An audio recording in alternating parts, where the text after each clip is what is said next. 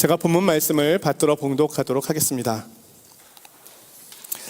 그때 헤롯 왕이 손을 들어 교회 중에서 몇 사람을 해하려 하여 요한의 형제 야고보를 칼로 죽이니, 유대인들이 이 일을 기뻐하는 것을 보고 베드로도 잡으려 할세. 때는 무교절 기간이라.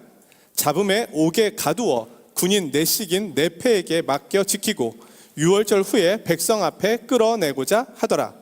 이에 베드로는 옥에 갇혔고 교회는 그를 위하여 간절히 하나님께 기도하더라. 아멘.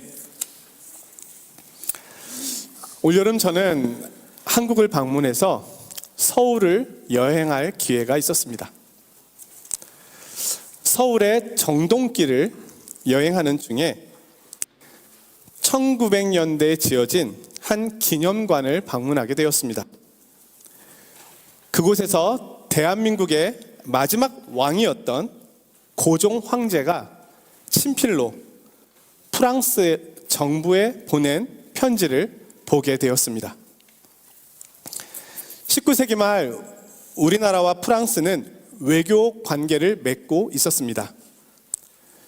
그런데 일본이 대한민국에 쳐들어와서 외교권을 강탈함으로 프랑스와 국교가 끊어지게 됩니다.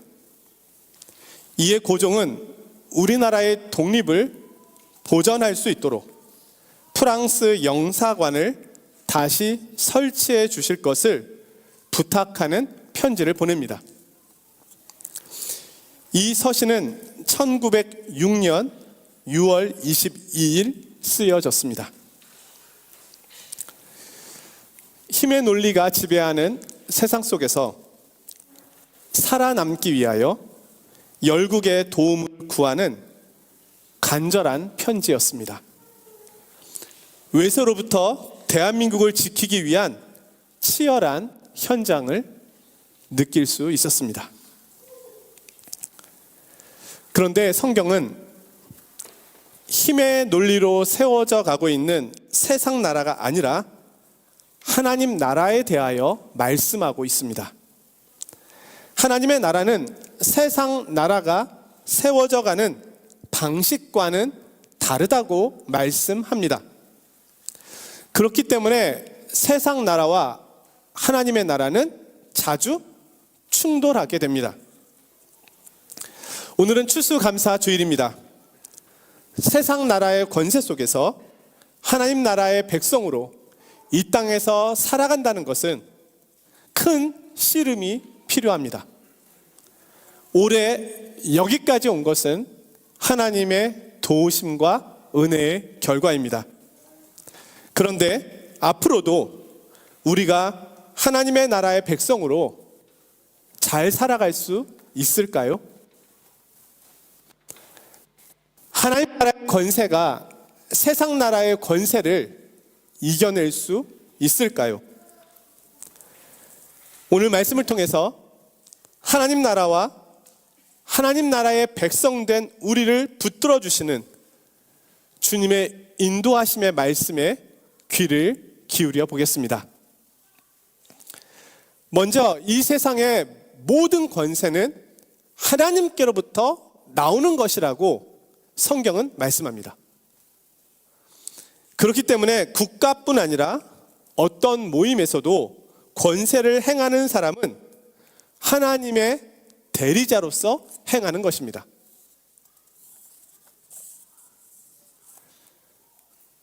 어려울 수 있겠지만 나에게 권세가 있다, 힘이 있다, 반에서 반장이다, 그러면 하나님의 마음으로 해야 한다는 겁니다. 첫사람 아담은 하나님의 대리자로 에덴 동산을 다스리도록 부름을 받았습니다. 아담은 하나님의 말씀을 따라 에덴 동산을 가꾸며 보존해야만 했습니다. 선악을 알게 하는 나무는 아담 자신이 하나님의 대리자임을 알려주는 율법이었습니다. 그러나 아담은 그 율법을 어기고 스스로 하나님이 되려고 했습니다. 하나님의 대리자가 아닌 스스로 하나님이 되려고 한 것입니다. 그 결과 하나님으로부터 내쫓김을 당하고 사망의 심판을 받게 되었습니다. 이에 반하여 하나님의 나라는 둘째 아담으로 오신 예수 그리스도를 통하여 세워집니다.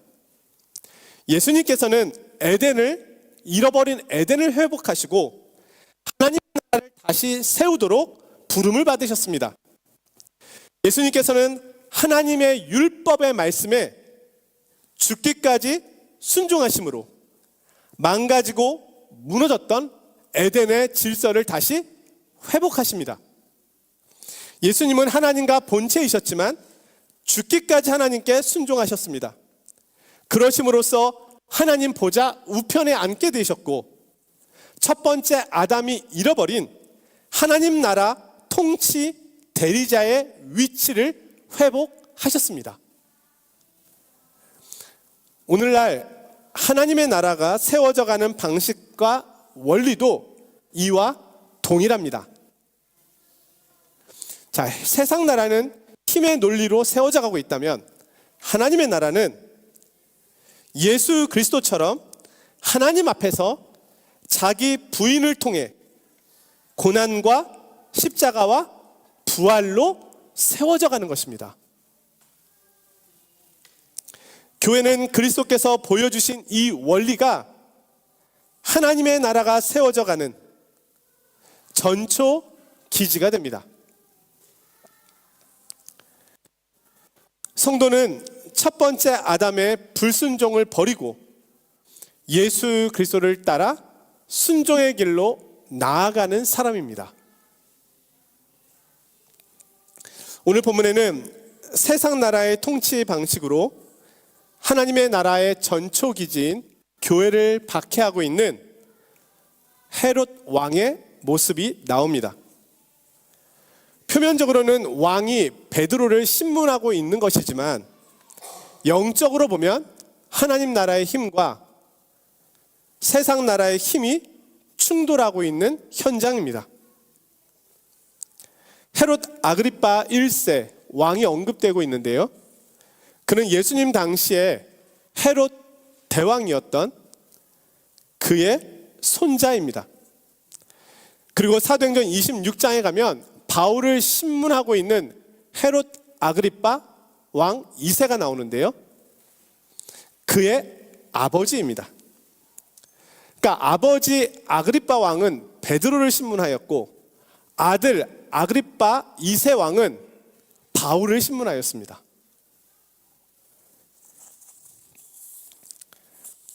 당시 예수님의 제자들이 예루살렘 지역에서 부활하신 예수님을 전하고 있었기 때문에 큰 소동이 그 도시에 일어나고 있었습니다. 아그리파 왕은 유대인들로부터 자신의 정치적인 지지를 확보하기 위하여 예수님의 제자였던 야고보를 칼로 죽였습니다. 그는 예루살렘 초대 교회의 지도자 중 한 사람이었습니다. 그는 우리가 잘 알고 있는 것처럼 사도 요한의 형제입니다. 그가 12제자 가운데 가장 먼저 순교를 당했습니다. 3절에 보니까 아그리파 왕이 이렇게 한 것을 보고 유대인들이 기뻐하였다라고 합니다. 그것을 본 헤롯 아그리파 왕은 이번에는 베드로를 잡아들였습니다. 베드로가 제자들 중에 우두머리 역할을 했기 때문에 그를 잡아 죽이면 유대인들이 더 좋아할 것이라고 그는 판단했습니다. 세상의 권력 앞에서 힘이 없는 베드로 사도는 붙잡혔습니다. 이로써 베드로는 3번째 감옥에 갇히게 되는데요. 2번은 공회원들에 의하여 갇히게 되었고 지금 3번째는 더 큰 권세인 왕에 의하여 갇히게 되었습니다. 어부였을 때 베드로는 가끔은 밤이 맞도록 고기를 잡기 위하여 수고한 적이 있지만 옥에 갇히는 일은 없었을 겁니다. 그는 우리 성도인들처럼 평범한 사람이었습니다. 그런데 그가 예수님의 제자가 되자 이전에는 경험하지 못했던 일들을 경험하게 됩니다. 제자는 스승이신 주님의 길을 뒤따라가게 됩니다. 사람들은 스승을 대하고 다루었던 그 모습 그대로를 스승의 제자들인 그들에게 그대로 행합니다. 모함하였고 고발하였고 공격하고 있습니다. 우리 주님은 모든 것을 하실 수 있는 분이었지만 인류의 구원을 위하여 자신의 능력을 스스로 제한하셨습니다. 그럼으로써 십자가에 달려 죽으셨습니다. 그러나 남겨진 제자들은 사용할 능력이 없는 이들입니다. 이러한 세상의 권세 앞에 하나님의 나라를 이루며 살아가야 하는 교회가 할 수 있는 일은 무엇일까요? 먼저 우리가 기억해야 할 것은 주님께서는 제자들과 교회를 향하여 함께 하시겠다고 약속하셨다는 사실입니다. 주님께서는 하신 말씀을 반드시 지키십니다. 내가 세상 끝날까지 너희와 항상 함께 있으리라. 주님은 교회의 머리가 되시고 교회를 거니시고 계시고 교회의 형편을 아시고 교회를 지키시고 계십니다. 이것을 기억하고 있는 교회가 할 수 있는 최선의 것은 기도였습니다. 이 모습이 하나님 나라의 참된 권세가 무엇인지를 보여주고 있는 부분입니다. 5절인데요. 베드로는 옥에 갇혔고 교회는 그를 위하여 간절히 하나님께 기도하더라. 교회는 너무 간절했습니다. 베드로마저 순교한다면 어떻게 될까요? 교회가 할 수 있는 것은 기도밖에 없었습니다. 헤롯 아그리빠 왕을 설득할 수 있는 인맥도 정치력도 그들에게는 없었습니다. 그들은 세상의 권세 앞에서 너무나도 무기력해 보였습니다. 다수의 유대인들 앞에서 힘이 없었습니다. 하지만 교회는 기도할 수 있었습니다. 그들은 살아계신 하나님 앞에 자신들의 모든 위험을 아뢰 수 있었습니다. 교회가 베드로 사도를 위하여 기도하고 있었습니다. 베드로는 사도였지만 지금 간절한 기도가 필요한 사도입니다. 지금 그에게는 하나님의 도우심이 절대적으로 필요합니다. 백성들 앞에서의 신문을 앞에 둔 그 전날 밤 하나님께서 교회의 기도를 들으십니다. 천사를 보내십니다. 호련히 옥중에 광채가 나고 천사가 베드로의 옆구리를 쳐서 깨웠습니다. 그러자 베드로를 묶고 있었던 쇠사슬이 벗겨졌습니다. 그리고 모든 감옥의 문들이 자동문처럼 열렸습니다.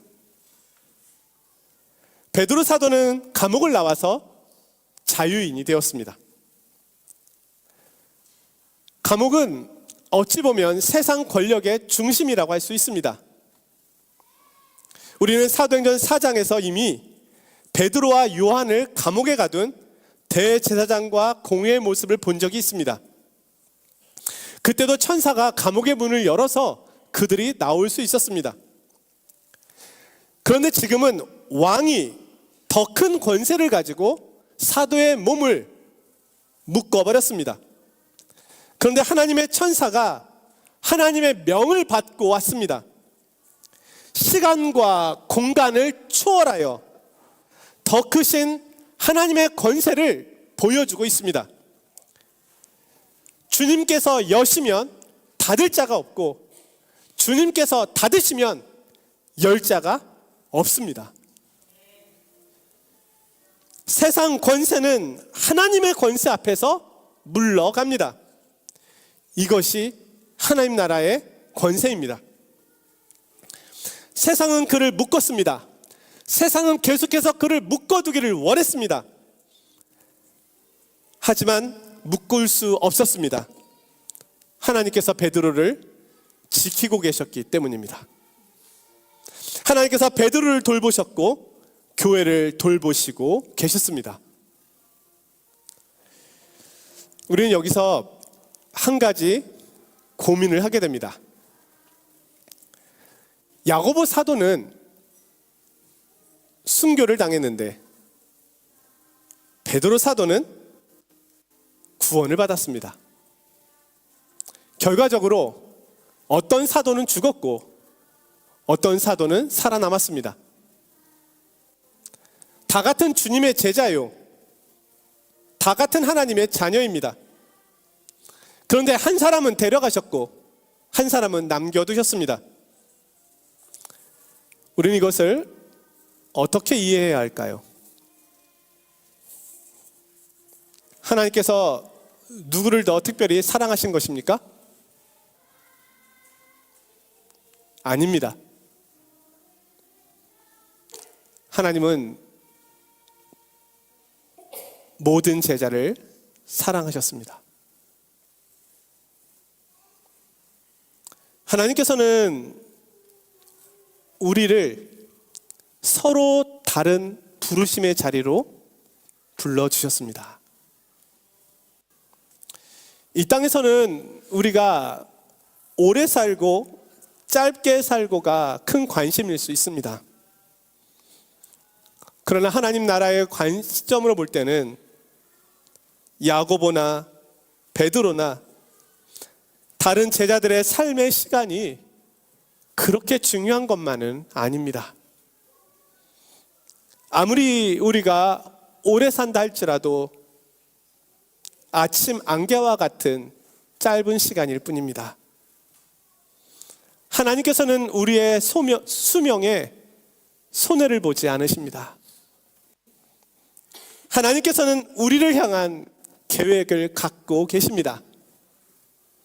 하나님은 선하십니다.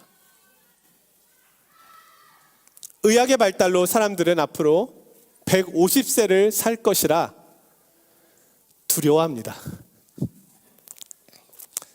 하지만 그것이 중요하지 않습니다.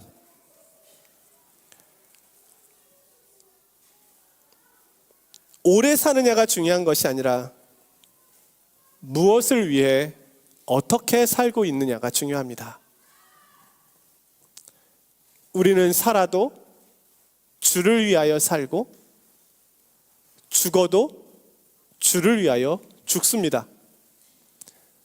사나 죽으나 우리는 주님의 것입니다. 살고 죽고가 중요한 것이 아니라 주를 위하여가 중요합니다. 마지막으로 성경은 야고보 사도를 죽이고 베드로를 핍박한 헤롯 왕의 운명을 묘사해주고 있습니다. 그는 자신 위에 참된 왕이신 하나님을 알지 못했습니다. 도리어 하나님 나라의 백성을 자신이 가진 권력으로 짓밟아 버렸습니다. 자신의 인기가 올라갔지만 하나님께서는 심판의 칼을 갈고 계셨습니다. 하나님께서 그를 치시는데요, 그는 벌레에게 먹혀 죽었다고 소개되어 있습니다. 로마의 역사가 요세푸스는 이 사실을 자신의 역사서에 기록하였습니다. 헤롯 아그리파 왕은 이날 은실로 짜여진 왕복을 입고 있었습니다. 그가 원형극장의 무대 위에 올라가자 그의 은빛 왕복은 태양 아래에서 황홀하게 빛났습니다. 이에 그의 연설이 시작되자 박수부대는 그를 향하여 하나님이라 환호를 보내었고 헤롯은 지극히 만족했습니다. 바로 그 순간 유대인들이 불길한 징조로 여기던 올빼미 한 마리가 무대 기둥 위에 앉았는데 그 올빼미를 보는 순간 헤롯은 갑자기 복통을 일으키며 그 자리에서 쓰러져 버리고 말았습니다. 놀란 측근들이 황급히 그를 예루살렘의 왕궁으로 옮겼지만 헤롯은 끝내 정신을 되찾지 못한 채 닷새 만에 숨을 거두고 말았습니다. 그런데 그가 죽기도 전에 이미 그의 몸은 썩어 벌레가 일고 있었습니다. 하나님은 그를 심판하셨습니다. 심판의 이유가 오늘 본문의 23절에는 이렇게 나와 있습니다. 영광을 하나님께 돌리지 아니하는 고로. 헤롯은 하나님께로부터 권세를 위임받은 대리자였습니다. 그러나 그는 아담처럼 스스로 하나님이 되었습니다. 그리고 오히려 참 하나님을 믿는 그리스도인을 박해하였습니다. 자신을 스스로 하나님이라고 한 헤롯의 길과 하나님의 뜻을 이루기 위하여 스스로 종이 되신 예수 그리스도의 길은 완전히 다릅니다. 하나님께서는 헤롯의 길을 인정하지 않으셨습니다. 사랑하는 성도 여러분, 오늘은 추수감사 주일입니다. 올 한 해도 여기까지 오시느라고 정말 수고가 많으셨습니다. 우리 앞뒤 좌우에 계신 분에게 인사 좀 합시다. 수고하셨습니다. 네, 수고 많으셨습니다. 네, 정말 말을 안 해서 그렇지 정말 나 수고했어요 하는 분들 많을 겁니다. 네. 제가 성도님들 몇 분을 만나보니 정말 수고 많이 하셨더라고요. 세상 나라의 이 힘의 논리 앞에서 우리가 믿음의 길을 잘 갈 수 있을까요? 우리에겐 염려가 있습니다. 이렇게 연약해 보이는 하나님의 나라가 과연 승리할 수 있을까요? 그러나 하나님의 나라를 대적하는 모든 권세와 지상의 나라들, 정부, 권력기관, 이 모든 것들이 하나님 앞에서 무효화될 날이 옵니다. 하나님 나라의 권세는 세상 나라의 권세를 뛰어넘어 초월합니다. 성도들의 기도는 주님의 보좌를 흔들고 주님의 보좌를 흔들음으로 인하여 주님께서는 세상의 권세자들의 보좌를 흔드십니다. 하나님께서 우리를 위험에서 건지시고 보호하십니다. 저와 성도 여러분, 여기까지 우리가 온 것은 나의 능력과 나의 지혜와 나의 노력과 수고의 결과가 아니라 나와 함께 하신 하나님의 은혜와 도우심의 결과인 것입니다. 하나님께서는 마침내 완전한 하나님의 나라를 이루실 것입니다. 그리고 우리를 그곳까지 인도하실 것입니다. 주님의 약속을 바라보며 이 믿음의 길을 끝까지 잘 달려가시기를 원합니다. 주님께서 이 땅에서의 삶을 지나 영원히 우리와 함께 가실 겁니다. 주님의 인자하심과 선하심과 도우심이 우리 성도님들과 교회 위에 또 우리 환우들과 연약한 지체들 위에 영원히 함께 하실 것을 주님의 이름으로 축원드립니다.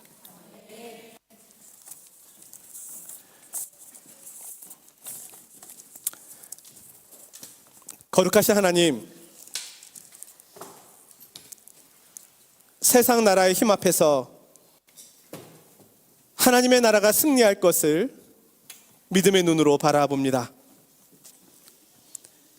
여기까지도 주님의 은혜로 왔고 앞으로도 주님의 은혜 가운데 갈 것입니다. 기도와 순종으로, 감사함으로 믿음의 길을 가게 하옵소서. 예수 그리스도의 이름으로 기도드리옵나이다. 아멘.